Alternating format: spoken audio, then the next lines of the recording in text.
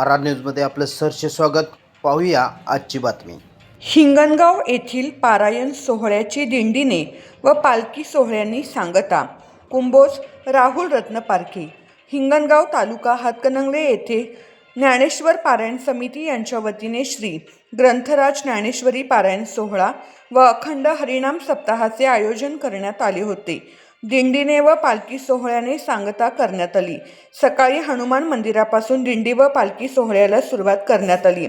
गावातील प्रमुख मार्गावरून टाळ मृदुंगाच्या गजरात दिंडी व पालखी सोहळा काढण्यात आला. चांदीची पादुका भोपाल कुंडले परिवाराच्या वतीने श्रींच्या चरणी अर्पण करण्यात आले. प्रसाद कोळी यांच्या वतीने पारायण वाचण्यास बसणाऱ्या महिलांना साडी वाटप करण्यात आले.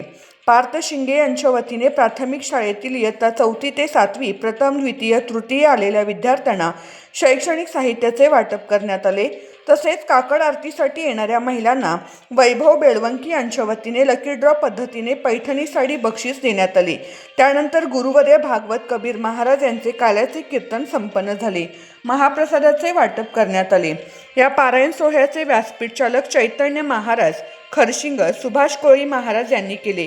विनादीप ग्रंथपूजन चैतन्य भारती महाराज मठाधिपती भीमसेन महाराज नरंदे यांच्या शुभहस्ते करण्यात आले.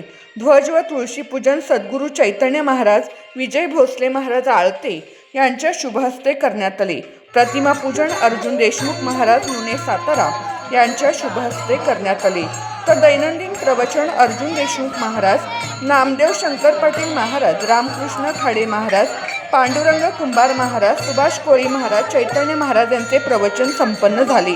कीर्तन संतोष पाटोळे महाराज, सोमनाथ लामकाणे महाराज, उदय पाटील शास्त्री महाराज, हनुमंत कदम महाराज, शहाजी पाटील महाराज, भागवत कबीर महाराज यांचे कीर्तन झाले.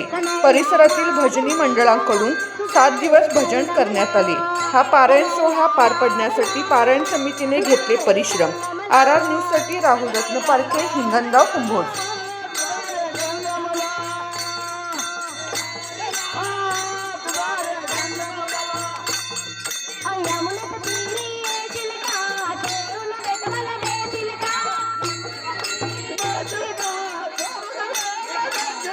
I am